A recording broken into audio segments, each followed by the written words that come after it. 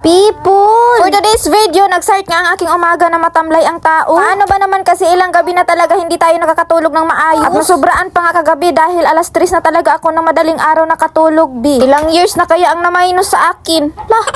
Sa part na ito, hindi niyo makikita si Rayday dahil andun sa kabilang bahay. Dapat pagkakataon ko na sanang matulog, no? Kaya may pwedeng magbantay kayo, Rayday. Ako kasi talaga mga people, hindi talaga ako makakatulog. Kayong isipan ko ba, yung naririnig ko lang talaga yung busis ni Rayday. Kahit andun sa malayo, rinig na rinig ko yung busis niya, Day. Ay basta, hindi ko alam kung ako lang ganito. Hala! Kinsa ka! Actually, nahihilo talaga ako dito at binaliwala ko na lang yun dahil nasanay naman ako. At naisipan ko na nga lang dito na magpapawis na lang ang tao. Dahil nga umaktive na naman ang ating isipan na may babaguhin naman tayo dito. Binago ko lang naman ulit ang pwesto ng ating misa. Hindi pwedeng tayo lang mahihilo, dapat sila Ano daw? Pinaghandaan ko rin talaga mga people ang pagdating ng aking buong family. Allah, I'm so excited. Are you excited, Yuri? Yes, but where are we going? Yay. Dito nga kinuha ko nga yung ibang nakalagay dito sa may misa at binalik ko lang din yung ibang nakalagay dahil dako siya lagay. Bago ko nga tapusin sa may sala, dumako nga muna ako dito. Dahil sa tagal nang hindi ko nagalaw ang mga bagay dito, nakalimutan ko na kung kailan yung last na paglinis ko dito. Hala! Maya-maya may magsasabi na naman dyan, buti pa si araw-araw naglilinis. Sana sobrang idol ko talaga. Dito nga iniligpit ko na nga ang mga gamit na hindi masyadong ginagamit pero nagagamit pa rin. At dito rin nakikita ko na ang pinakamatagal ko nang hinahanap ang aking sitting spray dye. Sana all matibay ang ngipin ng kaibigan natin. I-donate mo na lang yan sa akin. Uy, itong bagay na ito, akala ko ubos na, mayroon pa pala. Sige, ragpalit niyan. Apa di ay ka? Sa part na ito, si Rayday nagre-reklamo. Mama, why you always clean up? Ganyan talaga siya mga people. Kapag may gagawin ako, may tanong siya. Iligpit ko na nga lang yung ibang mga gamit dito. Sis, mahilig si Rayday ng mga libro. Pero may isang bagay talaga na hindi ko matapon-tapon itong orasan na ito. Sobrang tagal na yan dito sa bahay mga people. Napulot lang din yan ang aking banana. Feeling ko kasi may mga gagawa pa ako dito. Kaya dyan lang talaga yan. Uy, sinama ko na rin ang lugar na ito kung saan tayo pinapaganda ng sobra. Lah! Ano kayang naramdaman ng salamin na ito dahil simula nung nailagay ko siya dito, ngayon ko pa lang siya napunasan. May konting story na ako about sa clip na ito, people ba? Itong clip na ito binili sa akin ni Ate May. Hindi ko siya magamit-gamit kasi nga nanghihinayang ako baka masira dahil tingnan nyo naman ang kanyang price dye. Ikinip ko lang talaga yan dahil kapag dumating ang araw na talagang gipit na gipit tayo, isasangla natin yan. Hala!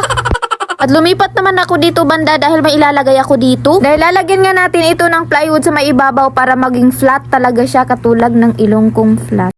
Tapos ibabalik ko lang din naman itong sapin na ito para naman hindi maklaro talaga yung plywood na plywood. O DIY is life. Pangita agpamaagi ba para nindot gihapon tanawon sa imong mata.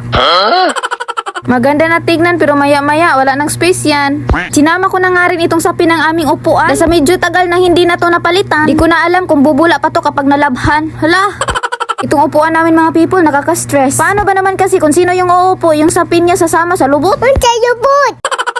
Kaya ang ginawa ko, tinali ko na lang sa ilalim para kapit na kapit siya ba tulad ng aking problema, kumapit-kapit. Hala! Kinsa ka! Dito na nga tayo sa pinaka-exciting part. Dahil dito na naman sasakit ang ating kalikuran. Kasi talagang narireklamuhan ko mga people ang mamumulat na mga laruan ni Rayday dahil yung talagang aking likod ay nagrereklamo talaga. Yun bang hindi makatayo ng straight agad?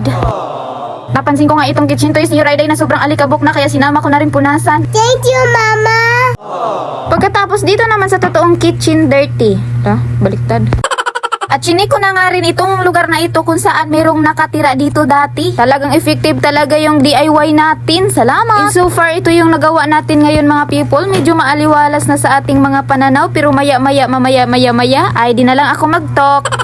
At dito naman ako sa labas, nakita ko nga itong mga sapatos na aking banana na hindi na talaga niya ginagamit ay tinapon ko. Uy, lisod-sad kong i-display, guba na, sakit-sakit lang na sa mata. At dito naman tayo sa pabalik-balik na pagwalis, tapos pabalik-balik yung dahon sa pagbagsak. Pagkatapos kong nagawa ang lahat, sa dami kong nagawa, pero kahit kunting pawis man lang, wala talaga akong nakikita or wala akong nahihi-feel. Normal pa ba to, oy? Kaya sinubukan ko magdagdag ng exercise dito pero sumakit man din ang likod ko. May pa'y maligo. In fast forward, pagkatapos kong maligo, napansin niyo wala si Rayday dito dahil nandun nga sa kabilang bahay. Si Ate Michelle nga ang nagpapaligo kay Rayday. Maraming salamat. Kaya makapag-edit tayo ng marami, Zay. Hala! Kinsa ka! And fast forward again, dahil ting paniud to na ng mga people. So ito dahil wala nga kaming ulam ni Rayday, so nagsampurado na lang ang tao. Nang bigla nga mayroong tumawag. Yes? Ano po? Yes, ano? May ginagawa po ko. Please, ano po? Anong kailangan niyo po? Dahil nakukulitan na nga ako mga people, so blinak ko na agad. Hala! Kinsa ka! At buti na lang talaga si Rayda kumain nga ito pagkasabaan niya akong tapadiri. Mahuman kita ni voice over. Tapusin ko na lang to dahil kanina pa talaga ako dito nagvo-voice over, hindi ko matapos-tapos. Pero sana tapusin niyo ang panunood. Salamat. Hanggang dito na lang. Maraming salamat. See you on my next vlog. Bye.